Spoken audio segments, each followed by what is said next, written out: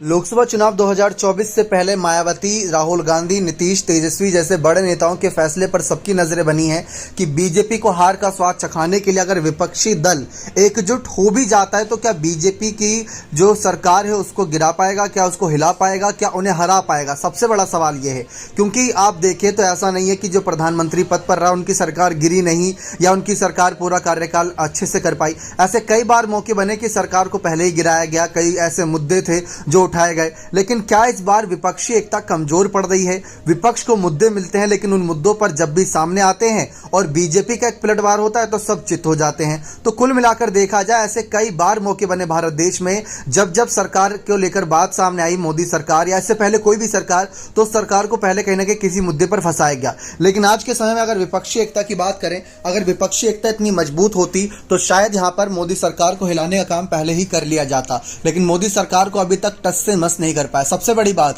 जो गलती 2014 में करी वही गलतियां 2019 के चुनाव में दोहराई गई। मतलब आप खुद देखिए कि एक तरीके से यह होता है कि विपक्ष पक्ष को कमजोर करता है। लेकिन 282 सीटें बीजेपी ने 2014 में जीती, लेकिन 303 सीटें अगले चुनाव में जीती। तो इससे क्या लग रहा है कि बीजेपी की यहां पर कहीं ना कहीं जो रुकावटें पैदा कर रहा है विपक्ष उसमें कामयाब हो रहा है? तो बिल्कुल भी नहीं लग रहा।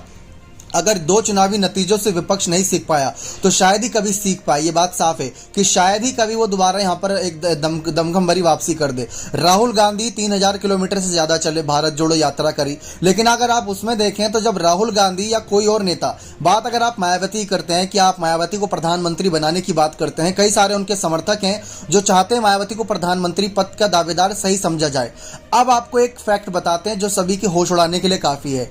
जरा आप गौर करिए यहां पर कि जब से कांशीराम थे तब से कोई ना कोई बड़े मुद्दे पर आंदोलन किया जाता था बसपा पार्टी के द्वारा, लेकिन मायावती के समय से जरा आप उठाकर देखिए कि कितने आंदोलन जमीनी स्तर पर, कितनी सारी बातें उन्होंने जमीनी स्तर पर उतर के लड़ी हैं। आप खुद देखिए तो आप पाएंगे कि वहां पर आप शायद ये आंकड़ा 0 के करीब पाए या बहुत कम परसेंटेज में पाए। मायावती किसी मुद्दे पर जल्दी सामने आती ही नहीं, जमीनी स्तर पर उतरती ही नहीं। पहले कुछ मुद्दे उन्होंने जरूर उठाए होंगे, लेकिन पिछले कुछ साल के चुनाव अगर आप नतीजे देखें तो कुछ चुनावी नतीजों में मायावती ने अपने कदम जमीनी स्तर पर रखे ही नहीं। नगर निकाय चुनाव आप देख लीजिए, मतलब उत्तर प्रदेश का नगर निकाय चुनाव जहां पर आपका 2 मेयर चुना था पिछली बार, आप उसको 2 को 4 में कन्वर्ट करना चाहिए था, 4 को 8 में करना चाहिए था, लेकिन आपके जमीनी स्तर पर ना उतरने की वजह से दोनों को हार का सामना करना पड़ा। 403 सीटें हैं विधानसभा में और एक विधायक है बसपा का। मतलब एक समय ऐसा था जब बहुमत से सरकार बनी और आज एक ऐसा समय है जब एक विधायक चुनकर आ रहा है। और आज बड़ी खबर सामने आती है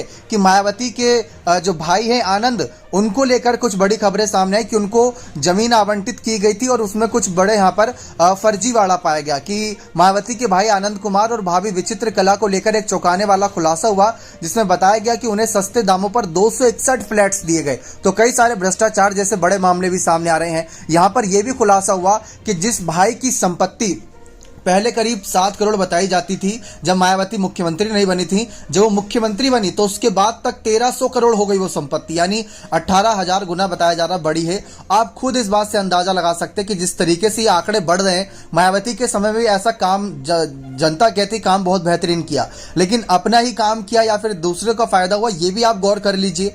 मायावती को लेकर राहुल गांधी ने खुलेआम यह कह दिया था और अखिलेश और डिंपल और शिवपाल जैसे बड़े नेता भी ये कहते आए हैं कि मायावती तो डर के मारे अब चुपचाप बैठ गई हैं, क्योंकि उनको डर है कि सीबीआई और ईडी की जांच बैठ गई तो वो फंस जाएंगी, हो सकता है जेल भी जाना पड़े। तो इसी वजह से मायावती की पार्टी और उनके तमाम समर्थक चुप हैं। अब बात यह भी निकलकर सामने आ रही कि मायावती तो चुप है, लेकिन मायावती पर यह आरोप लग रहा है कि बीजेपी की बी पार्टी बन रही है। अगर यही आरोप लगता रहा तो मायावती के नेता उनके साथ देंगे या नहीं देंगे, सवाल यहां पर भी खड़ा होता है। मतलब आप हराने की बात किसी को कर रहे हैं, लेकिन उसको हराने के लिए आप मुद्दे कहां से ला रहे हैं, यह भी सवालिया निशान बनता है कि आपके पास मुद्दे भी उतने बड़े नहीं निकलकर सामने आ रहे। तो आप मुद्दों की सबसे बड़ी बात देखिए कि जब राहुल गांधी ने मुद्दा उठाया, चाहे अडानी जैसा बड़ा मुद्दा था जिसपे सभी विपक्ष ने घेरा पीएम मोदी को, सभी ने साथ दिया राहुल गांधी का लगभग, लेकिन तब मायावती का कोई बड़ा बयान उस पर सामने नहीं आया। राहुल की सांसद सदस्यता जाती है तो मायावती राहुल गांधी का समर्थन ना करते हुए बल्कि बीजेपी और कांग्रेस दोनों पर निशाना साधती है। जब बात आती है यहां पर नए संसद भवन के उद्घाटन की, तब भी विपक्ष का साथ मायावती नहीं देती। तो यहां पर साफ पता चल रहा है कि मायावती की रणनीति सभी विपक्ष से अलग जा रही है और काफी हद तक राहुल और अखिलेश की के बयान में क्या सच्चाई है कि सीबीआई और ईडी के डर की वजह से बसपा ने खामोशी साध ली है? ऐसा नहीं है। मायावती अलग रणनीति बना रही हैं। उन्होंने अकेले चुनाव लड़ने का फैसला किया और अपने भतीजे आकाश आनंद को आगे कर रही है हर मोर्चे पर। आकाश को आगे करके उनको जिम्मेदारी दे रही है और धीरे धीरे अपने आप को पीछे कर रही है ताकि बसपा पार्टी में भी कुछ बड़े चेहरे बन सकें। अब 23 जून को विपक्षी दलों की पटना में बैठक बुलाई गई है।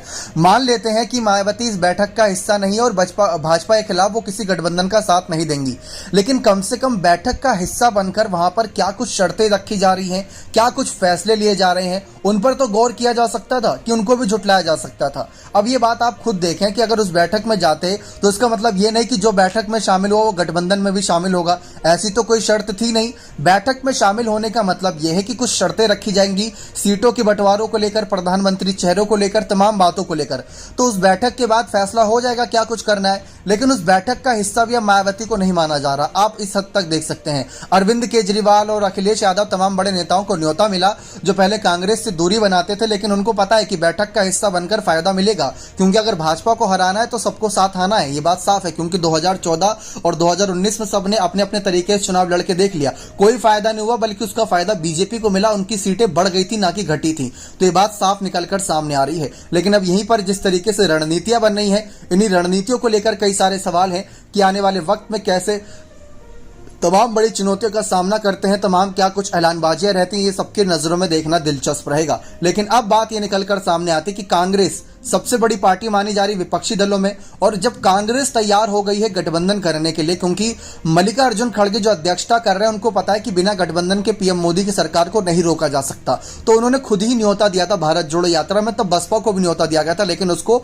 ठुकरा दिया गया। लेकिन मायावती के सांसद शामिल हुए थे राहुल की भारत जोड़ो यात्रा में, तो सांसदों को पता है कि भारत जोड़ो यात्रा कितनी इंपॉर्टेंट थी बीजेपी को घेरने के लिए, लेकिन वही बात मायावती स्वीकार करने के लिए तैयार नहीं। अब कई सारे सवाल यहीं पर इसी बात को लेकर खड़े हो रहे हैं कि आखिर क्या कुछ रणनीति अंदर खाने बन रही है, किस तरीके से भाजपा को हराने के लिए क्या कुछ फैसले लिए जाएंगे जब कांग्रेस तैयार हो गई है गठबंधन करने के लिए, जबकि उनके पास सबसे ज्यादा सांसदों की सीट है।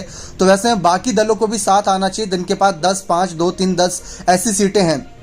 अगर वो साथ आते हैं तो यहाँ पर बात जोर बनती नजर आएगी, और ये बात बनेगी तो फायदा देता नजर आएगा। बाकी देखते हैं इन्हीं सब के बीच क्या रणनीतियां बनती हैं, क्या कुछ तमाम ऐलानबाजियां होती हैं, और साथ ही साथ यहाँ पर जिस तरीके से पीएम मोदी को हराने की बात हो रही है, पता लगा विपक्षी दल एकजुट होने की बात कर रहे हैं, जहां पर नीतीश ने भी ये कहा कि लोकसभा चुनाव जरूरी थोड़ी ना 2024 में ही हो, पहले भी हो सकता है।